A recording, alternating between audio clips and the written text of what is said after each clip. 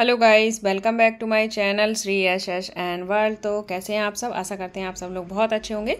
तो हमारी पॉलिटी की क्लास चल रही है जिसमें हम एनसीईआरटी का 6th क्लास की एनसीईआरटी का 3rd चैप्टर करने वाले हैं। 3rd चैप्टर है हमारा सरकार क्या है, यानी कि सरकार कैसे काम करती है, सरकार कैसे बनती है, इन सब चीज़ों पर हम बात करने वाले हैं इस क्लास में। ठीक है, तो इस क्लास के साथ बने रहिएगा और अगर क्लास पसंद आती है तो लाइक शेयर सब्सक्राइब जरूर करिएगा, जिससे कि आने वाली क्लास का नोटिफिकेशन आपको मिल जाए। तो सरकार क्या है, इस बारे में आज हम पढ़ने वाले हैं। इससे क्वेश्चन आते हैं इस टॉपिक से। ठीक है, आगे बढ़ेंगे। आपने सरकार शब्द का जिक्र कई बार सुना होगा। इस पाठ में आप यह पढ़ेंगे कि सरकार क्या है और हमारे जीवन में कितनी महत्वपूर्ण भूमिका निभाती है। सरकारें क्या करती हैं, वे निर्णय कैसे लेती हैं, अलग अलग तरह की सरकारों जैसे लोकतांत्रिक सरकार और राजतांत्रिक सरकार के बीच क्या अंतर है, यानी कि जो लोकतांत्रिक सरकारें होती हैं, राजतांत्रिक सरकारें होती हैं, इनमें क्या डिफरेंसेस हैं, इनके बारे में भी हम इस चैप्टर में पढ़ने वाले हैं। तो आगे पढ़ते हैं। ठीक है, क्या कह रहा है, तो ये कुछ चीज़ें हैं, कुछ क्लिप दी गई हैं। तो क्या क्लिप है, तो क्या कह रहा है, सरकार के कामगारों के अधिकारों की रक्षा की मांग। जो सरकार के कामगार हैं वो अधिकारों की रक्षा की मांग कर रहे हैं। बाढ़ पीड़ितों के लिए सरकार की ओर से राहत सामग्री। प्याज की दर में उछाल आने पर सरकार ने प्याज के दाम तय किए। सर्वोच्च न्यायालय ने लिए 5 और न्यायाधीश सरकार, यानी कि 5 और न्यायाधीश सरकार लिए। कोयले और बिजली के विभाग में पुनर्गठन के पक्ष में सरकार ने 15,000 से अधिक गांवों को सूखाग्रस्त घोषित किया। तो ये क्या होती है, सरकार ये चीज़ों पर काम करती है। किन किन की जो चीज़ों पर, कामगारों के अधिकार पर, किसी चीज़ में ज़्यादा क्या हो रही है, ज़्यादा किसी चीज़ में पैसे बढ़ रहे हैं तो वहाँ पे बाढ़ पीड़ितों को राहत देती है, सूखाग्रस्त को राहत देती है। इन सब चीज़ों पर सरकार काम करती है। तो ये क्या है, न्यूज़पेपर की क्लिप है। आगे बढ़ेंगे। देखो, हर एक देश को विभिन्न निर्णय लेने एवं काम करने के लिए सरकार की ज़रूरत पड़ती है। चाहे कोई भी देश हो, वहाँ पे इम्पोर्टेंट निर्णय लेने के लिए और काम करने के लिए किसकी ज़रूरत पड़ती है, वहाँ के सरकार की ज़रूरत पड़ती है। ठीक है, ये निर्णय कई विषयों से संबंधित हो सकते हैं। सड़कें, स्कूल कहाँ बनाए जाएँ, बहुत ज़्यादा महंगाई हो जाने पर किस चीज़ के दाम को कैसे घटाया जाए, अथवा बिजली की आपूर्ति को कैसे बढ़ाया जाए। सरकार कई सामाजिक मुद्दों पर भी कार्यवाही करती है। उदाहरण के लिए सरकार गरीबों की मदद भी करती है। तो इन चीज़ों को आपको ध्यान में रखना होगा। ठीक है, आगे बढ़ेंगे। आगे क्या है,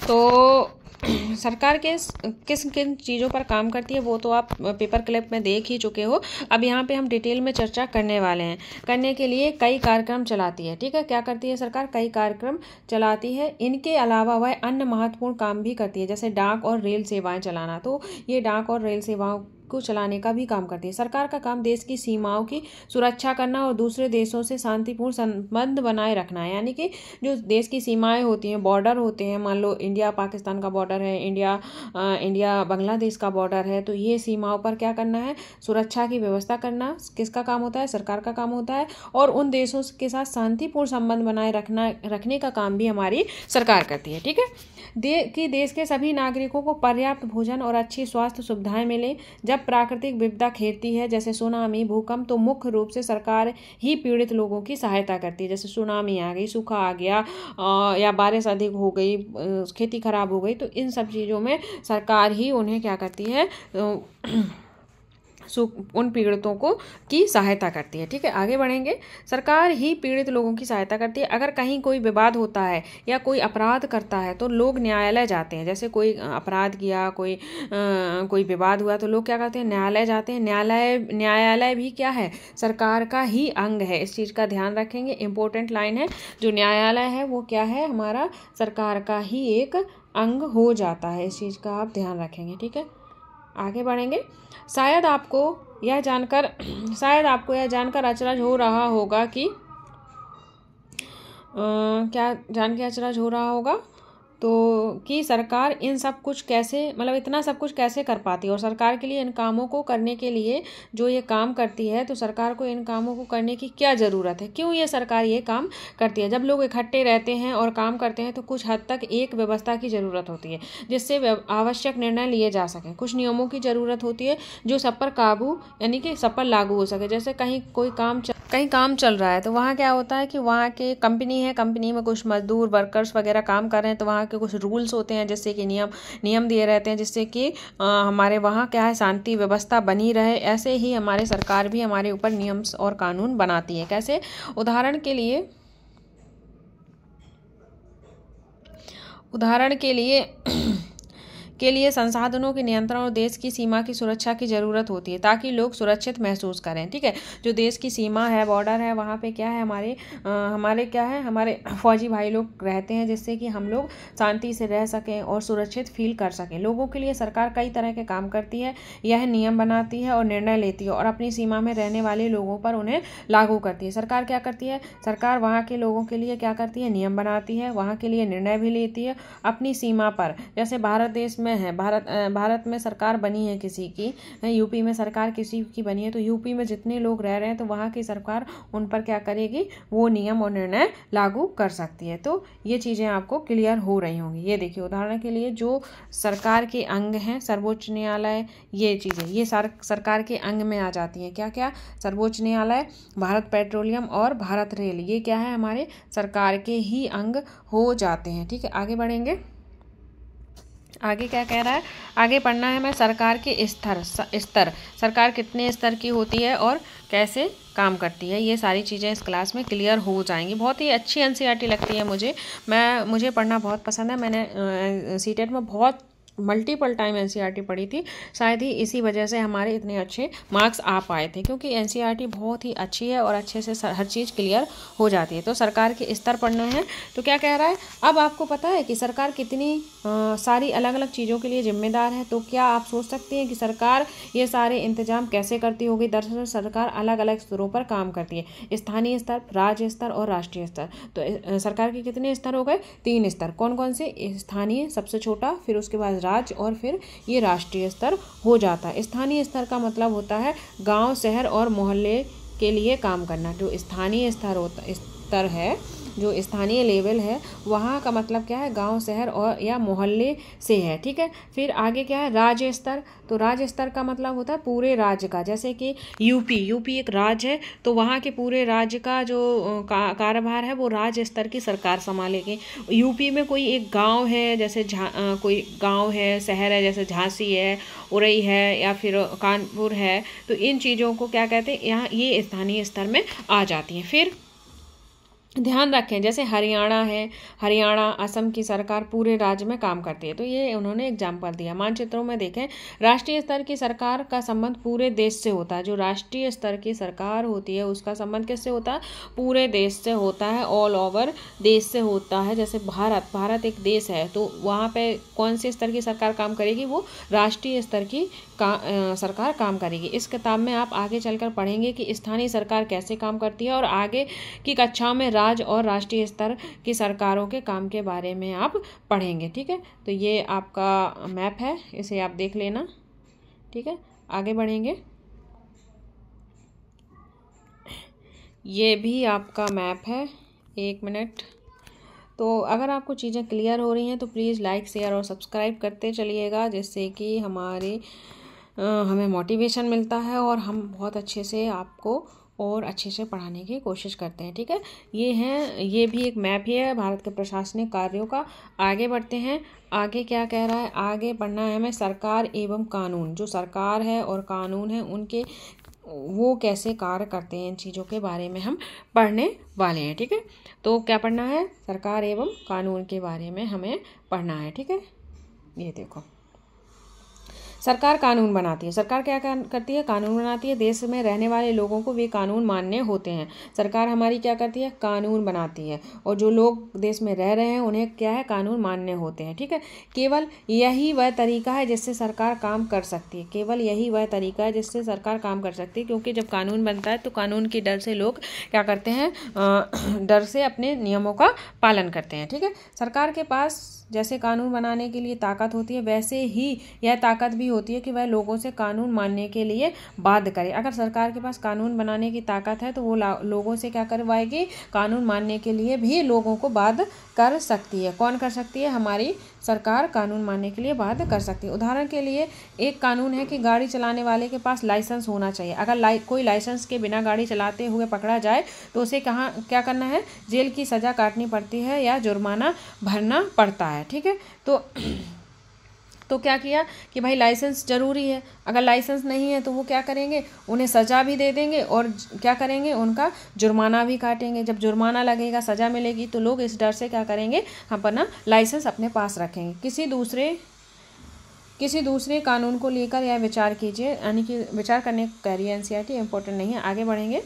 आगे क्या कह रहा है, सरकार जो कार्रवाई कर सकती है उसके अलावा अगर लोगों को लगे कि किसी कानून का ढंग से पालन नहीं हो रहा है तो वे भी कुछ कदम उठा सकते हैं। यानी कि जो सरकार कार्रवाई कर रही है उसमें अगर लोगों को लगता है कि कानून का ढंग से पालन नहीं हो रहा है तो वो लोग भी उसमें अपने कदम उठा सकते हैं, उसमें अपना इंटरफेयर कर सकते हैं। उदाहरण के लिए क्या है, अगर किसी व्यक्ति को यह लगे कि उसको उसके धर्म या उसकी जाति के कारण किसी नौकरी में नहीं लिया गया है तो वह न्यायालय जा सकती है और यह दावा कर सकती है कि कानून का पालन नहीं हो रहा है। तब न्यायालय आदेश देंगे कि क्या कदम उठाने जरूरी हैं। ठीक है, मान लो कोई व्यक्ति है, उसे किसी धर्म और जाति की वजह से क्या किया, जॉब नहीं मिली, तो वो न्यायालय जाकर अपनी अपील दायर कर सकती है या कर सकता है। ठीक है, अब है सरकार के प्रकार क्या है, सरकार को निर्णय लेने और कानून का पालन करवाने यानी उन्हें बाध्य करने वाली की शक्ति कौन देता है। यानी कि जो सरकार है उसे निर्णय लेने का, कानून को पालन करवाने का और बाध्य करने का ये शक्ति कहाँ से मिलती है।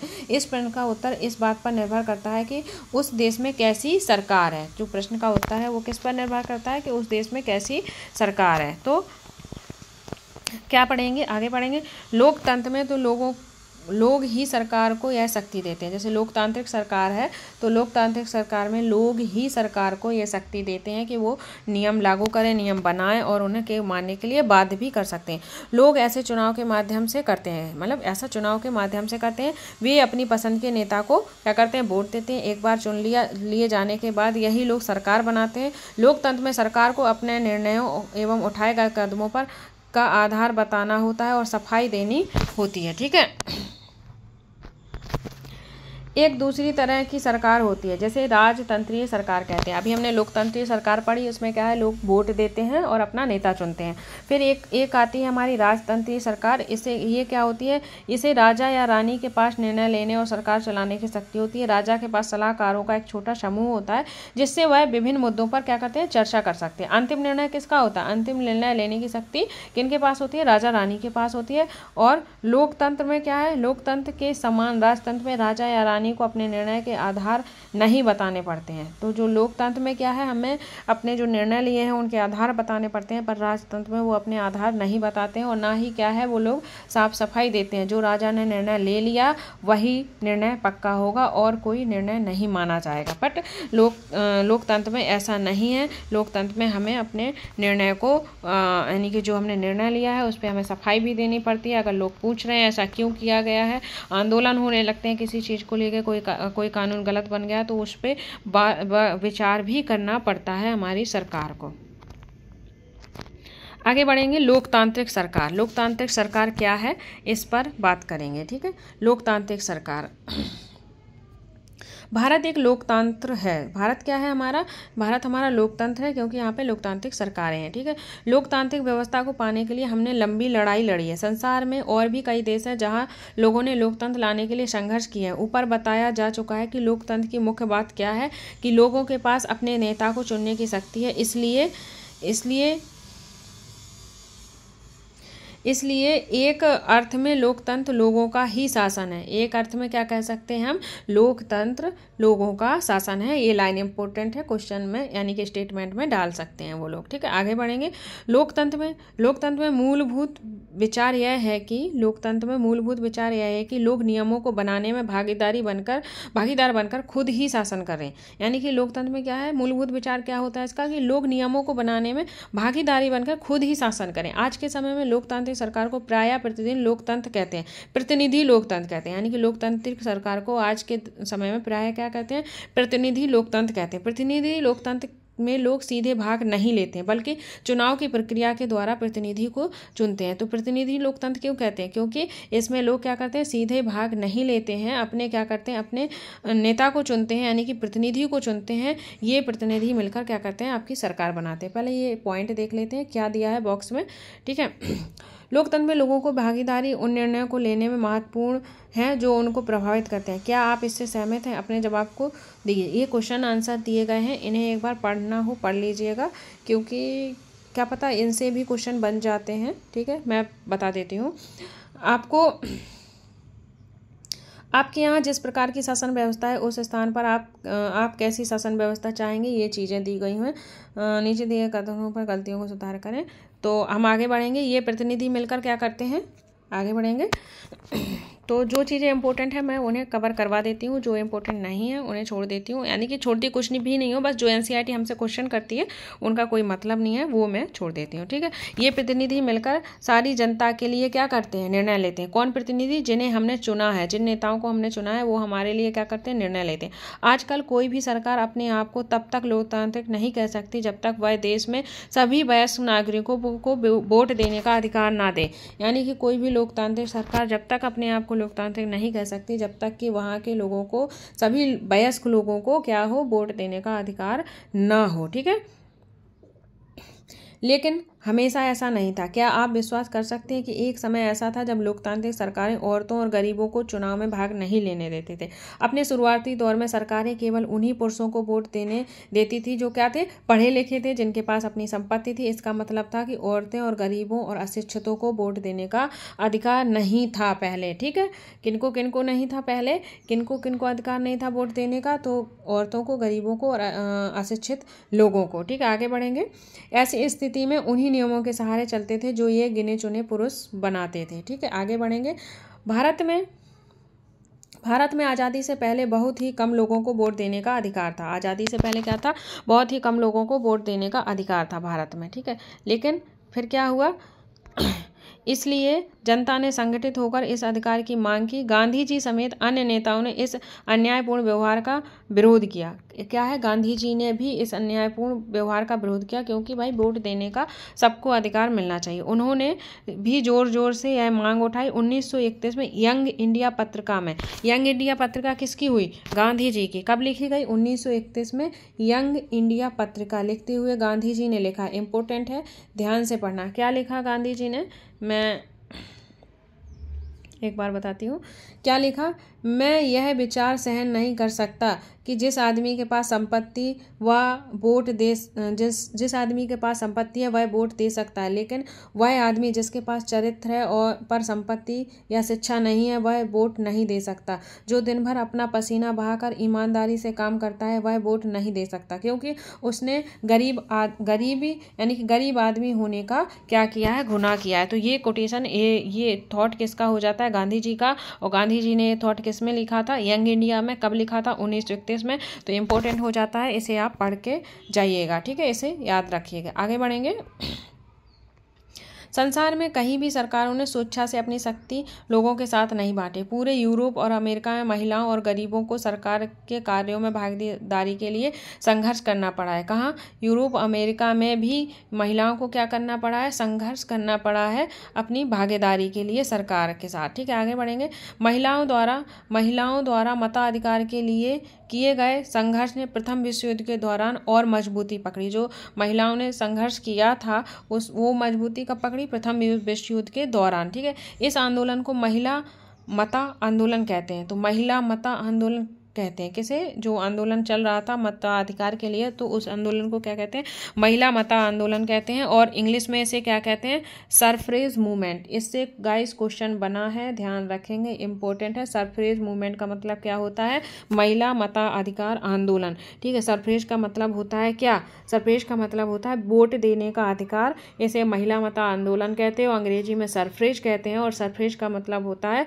वोट देने का अधिकार। तो सरफ्रेज का मतलब क्या है, वोट देने का अधिकार। अगेन ये इंपॉर्टेंट हो जाता है, तो इसे भी आप ध्यान रखेंगे। ठीक है, आगे बढ़ेंगे। आगे क्या कह रहा है, युद्ध के दौरान क्या हुआ, बहुत से पुरुष लड़ाई में थे, इसलिए महिलाओं को उन कामों को करने के लिए बुलाया गया जो पहले क्या करते थे, पुरुष के काम माने जाते थे। जब महिलाओं ने विभिन्न प्रकार के काम और उनकी व्यवस्था करना शुरू किया तो लोगों को यह देखकर बड़ा आश्चर्य हुआ कि उन्होंने महिलाओं और उनकी क्षमताओं के बारे में क्यों इतनी गलत रूढ़िबद्ध धारणाएं बना रखी थी। महिलाएं ये काम नहीं कर सकती हैं, ये एक क्या थी, रूढ़िबद्ध धारणाएं थी। लेकिन इस तरह महिलाओं को निर्णय लेने के समान रूप से योग्य माना जाने लगा। महिला मताधिकार आंदोलन के साथियों ने सभी महिलाओं के लिए वोट देने के अधिकार की मांग की। उनकी आवाज़ सुनी जाए, इसलिए उन्होंने जगह जगह पर अपने लोहे की जंजीरों से बांधकर प्रदर्शन किया। अपने आप को क्या किया उन्होंने, लोहे की जंजीरों से बांधकर प्रदर्शन किया। उनमें कई क्रांतिकारी महिलाएं जेल गईं और भूख हड़ताल पर भी बैठी। ठीक है, आगे बढ़ेंगे। अमेरिका में औरतों को वोट देने का अधिकार 1920 में मिला, जबकि इंग्लैंड में औरतों को वोट देने का अधिकार 1928 में मिला। तो मैचिंग में ये क्वेश्चन आ जाता है। तो अमेरिका में औरतों को वोट देने का अधिकार कब मिला था, 1920 में, ध्यान रखेंगे।